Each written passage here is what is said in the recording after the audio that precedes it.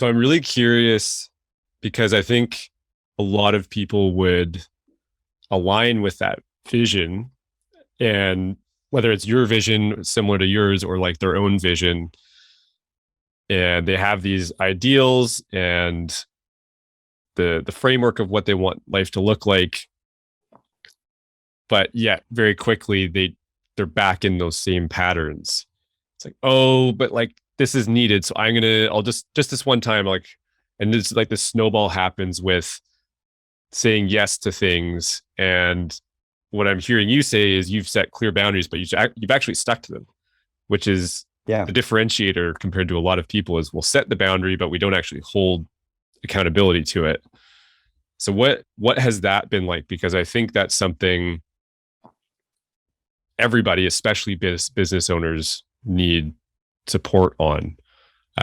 So that the setting of the boundary, that's one aspect that I think most people will understand. But that second part of holding accountability and the conversations to make sure that stays in place, what has that been like for you, and how have you done that? Yeah, really good question. So it's been hugely helpful that my partner is going through this as well, because we constantly are checking in on our boundaries and our goals and stuff. But also it's that I work with a coach as well, and they help me stay accountable to the goals that I've set and the boundaries I've set.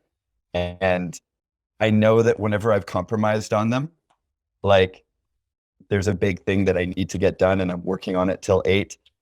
I know that like I don't enjoy that night. I'm more tired and less like present the next day. And it immediately reinforces why I put that boundary in place in the first time. And I just believe that for me personally, I can do the work I need to do in the time that I have planned. And if it doesn't fit in there this week, it will fit in there next week. And it goes back to just all the businesses I've worked with and seeing how your business will consume as much time as you give it. You never hit the end of your to-do list.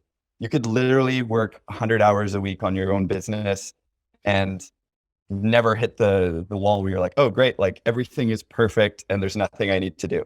So knowing that and knowing that I'm in this for the long run, I'm like, how can I sustainably manage my energy, my mental health, and my motivation and engagement in what I'm doing?